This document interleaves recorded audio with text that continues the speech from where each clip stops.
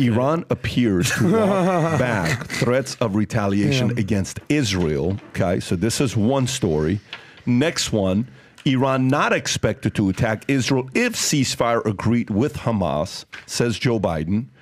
Then the next story, in Gaza, Israel's military has reached the end of line, U.S. officials say, that Israel has achieved all it can militarily in Gaza with further operations only increasing civilian risks and would never be able to completely eliminate Hamas, okay?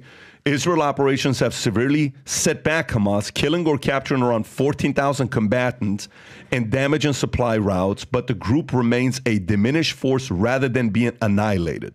And then Iran emerges as the most aggressive foreign threat to U.S. elections. So these stories that are coming out left, right with Iran and Israel. Tom, question for you. One, Iran has claimed they're going to retaliate after what Israel did, taking out who they took out. One, do you think now, since it's been a minute, there is going to be an attack? Two, you think they're not going to do anything? Three, do you think they're afraid if they do attack that Israel's going to attack and U.S. is going to defend Israel's attack against Iran? Where are you at today? There's 3 steps to it. I don't think they're going to attack today. That's my headline. There are 3 steps. Step 1, we are going to attack you. It is going to happen. We will not tolerate what you did, and we are going to attack you. And step 2, the world expected 50 missiles to land in a cornfield. Right? Like they did. By the way, that's what happened. I'm not trying to be funny. That's what happened, 3 months ago, correct? Yes. They said, then step 3, they said, no, we're really going to do it. And Israel said, don't you flippin' dare. And they know how serious Israel is. And so Israel before kind of knows. And so they would leave the temperature down a little bit and say, look, they're going to drop a bunch of small rockets in a cornfield. Just chill. They're going to do that thing and try to save face with the brotherhood of the anti-Israel countries. And step 3 comes and Israel said, dude, if you're really serious this time and you launch anything against real military targets or against our citizens, you have no idea what I will effing do.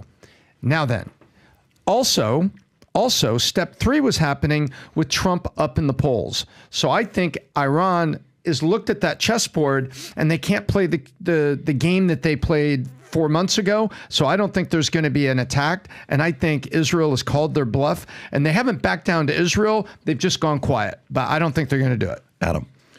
So I mean this sincerely. What war has Iran won in the last 40 years? What military victory has Iran done? I'm genuinely posing a question. You would know this more than me. They had the war with Saddam Hussein in the 80s with Iraq, right? I think Iran, we've been sort of trained as Americans. They're Iran. Oh my God, they're going to do so.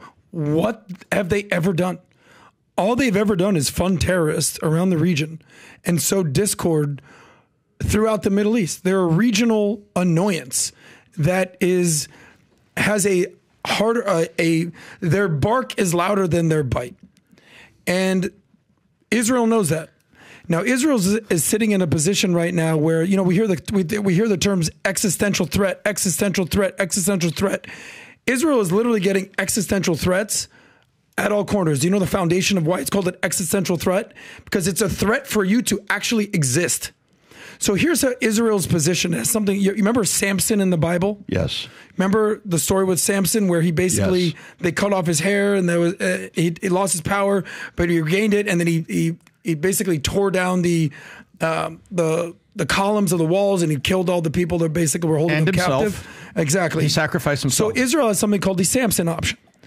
And they're like, okay, listen, here's how we operate, guys. We're a little teeny tiny country with constant existential threats surrounded by terrorist organizations and terrorist countries, the Triple H crew founded by Iran, the Houthis, Hamas, Hezbollah, and they're potentially at war with 3-4 of all at the same time. We know what's going on there. At any single point, every Israeli citizen knows, boom, get into the shelter. So the Samson option is the following. Oh, we're telling you straight up right now, you just saw what happened in Gaza.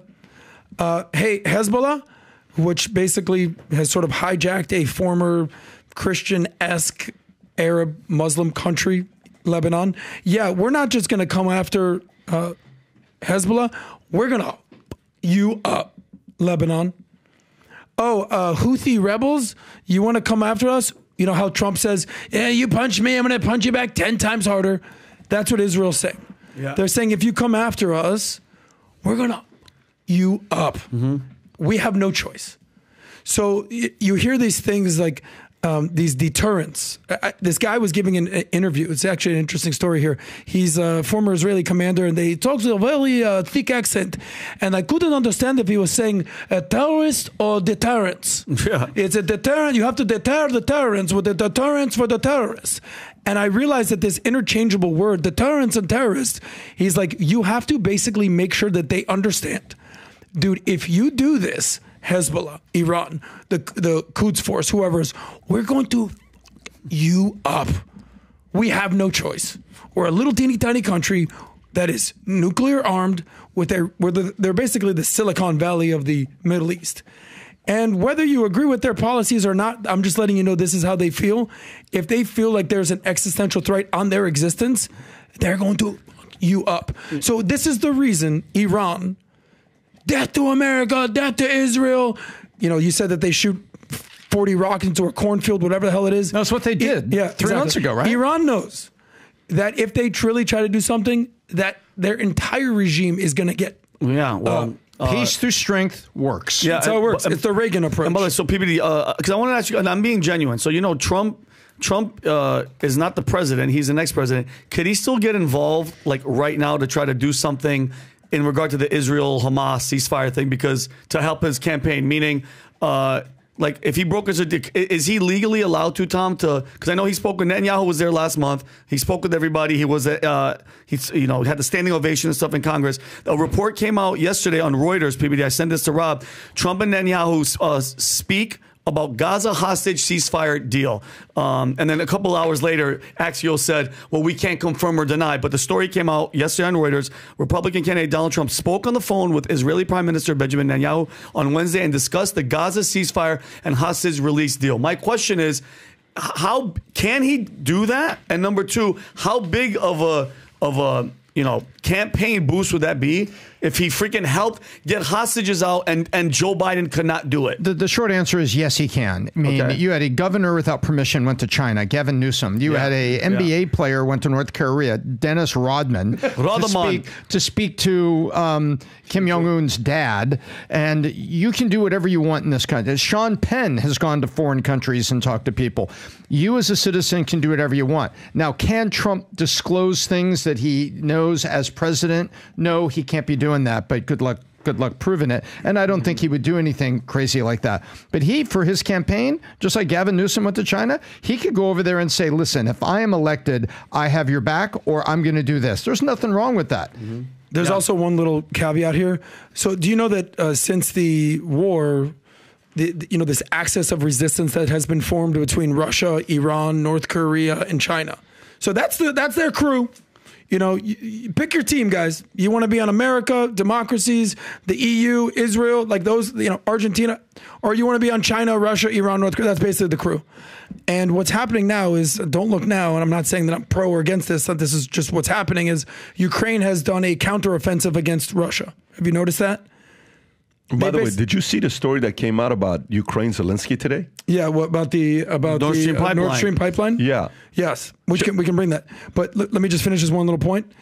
Russia and Iran are very strange allies in terms of weapons, because Russia produces a certain types of weapons and Iran produces a certain types of weapons. So they have some alliance there. Have you familiar with this at all? So what happened is now that Russia has basically said, oh shit, like Ukraine's back in it.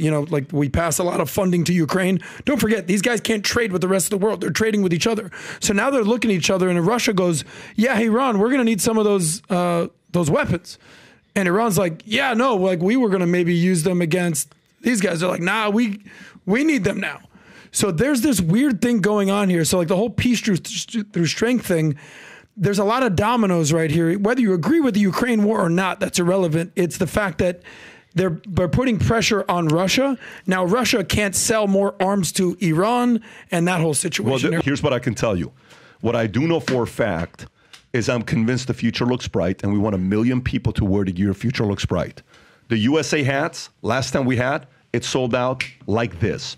They're officially back, the USA hats. If you want them, order them ASAP. If your entire family loves America and you want to sport it for the rest of the year, so indirectly, when you nowadays people are like, well, when you have an American flag in the house, what are you really saying politically? Which way do you lean? It means I love America. You know what people think when you wear a USA hat and you're walking around and on the side it says Future Looks Bright? You're making a statement when you wear this. And by the way, brand spanking new limited gear being dropped here. This will go out in no time. I wear these flip-flops now because when you have Jesus feet like I do, you have to wear flip-flops that are comfortable. And these are the most comfortable flip-flops. It's got the gel in it and a little lift here when you wear this. It's ridiculous. Feels good. Future Looks Bright, American flag. Wear them during the summer. Wear them while you're walking out. Wear them while you're walking your dogs at the house with the VT logo on it. This is limited supply. First come, first serve. Some sizes will probably be gone. Go to VT Merch and order it. And by the way, for those of you that are getting the VT gear, post the pictures all over the place. We see you. Can we show some of these? Look at this one here. Pink VT hat. Go to the next one, Rob, if you can. I know her. This is Nick Moore, who's an NFL player for the Baltimore Ravens there. If you can zoom in. Yeah. Zoom in right there. That's him. Look what he's wearing to the left. Wow. Freaking walking in with a Future Looks Bright hat. What a stud. Go to the left one, Rob. That's him. That's another one with the military one. Good for you with the beard. Another one sporting it. Keep going, Rob. We got hundreds of these. Brian McClain. Keep going. Another one. These were unique ones that we had. Keep going. Nice. Keep going. Baby girl, keep going, keep going, adorable. Keep going, Rob, keep going, keep going. Anyways, we got a bunch of these here. Gang, buy the gear, sport it, let the world know you believe the future looks bright, especially if you represent the brand. I'm grateful for you. I'm thankful for you. I love the fact that we got confident, strong people who believe in debate, discourse, that want to represent the freedom and different values and principles that we believe in. We love you guys. We appreciate you. Go to v2merch.com, place your order. So if you like this clip and you want to watch another one, click right here. And if you want to watch the entire podcast, click right here.